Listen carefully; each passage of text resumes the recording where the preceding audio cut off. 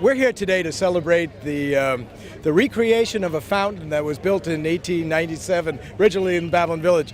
But what we are looking at is not only is this wonderful history, but what it is just another step, another key to economic development for Babylon Village. We have so many things that the community has come together and built. So the fountain is one. We have a gazebo that we built together. We have a statue of Robert Moses, flowers and progress all across the town. And what that does, when you bring those types of issues in, people come to the village.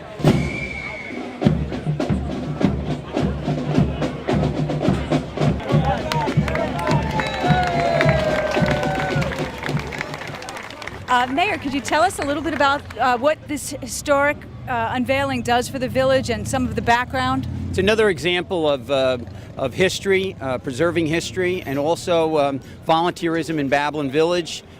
We formed a committee that did a lot of research with the original fountain that was placed approximately at the turn of the century down at the other end of Babylon Village at a corner, which was knocked down by a trolley. And the committee did a lot of research and put together a exact replica of that fountain, and we're very happy to have it.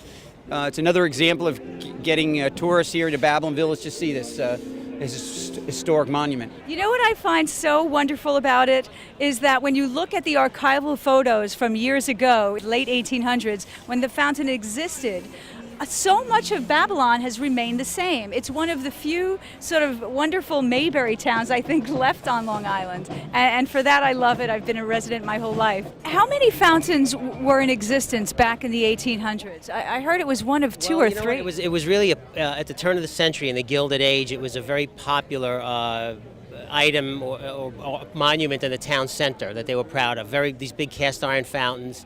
And it turns out that we weren't aware how many there were in the United States, although not that many survive. Well, Babylon Village is a model community, and it is a community that celebrates its history. And communities that do that are stronger communities. And because projects like this fountain project now connects us with our past, but also with our future. Because residents 100 years from now will be celebrating this day on Memorial Day. And it's a wonderful way to connect and bind us together. And it's just another successful day for the village and for the town, and we're very proud. It came from a fountain in Ligonier, Pennsylvania, as you know. It's an exact casting. It is an exact duplicate of the fountain that stood on the corner of Fire Island Avenue and Main Street in 1897. This is a historic village. Many people don't know about it. What the town board and the members and Mr.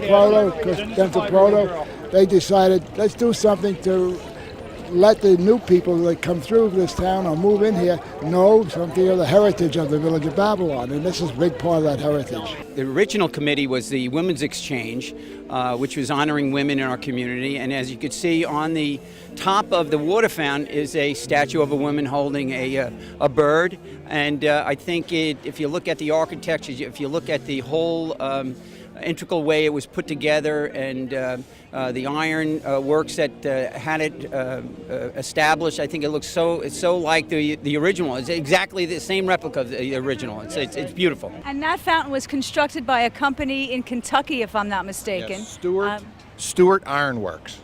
And they were the original manufacturers of our fountain. Yours was 1897, Ligonier's was 1921. I'd just like to say how proud I am to be part of this project, and part of the goal was just to provide something for future generations.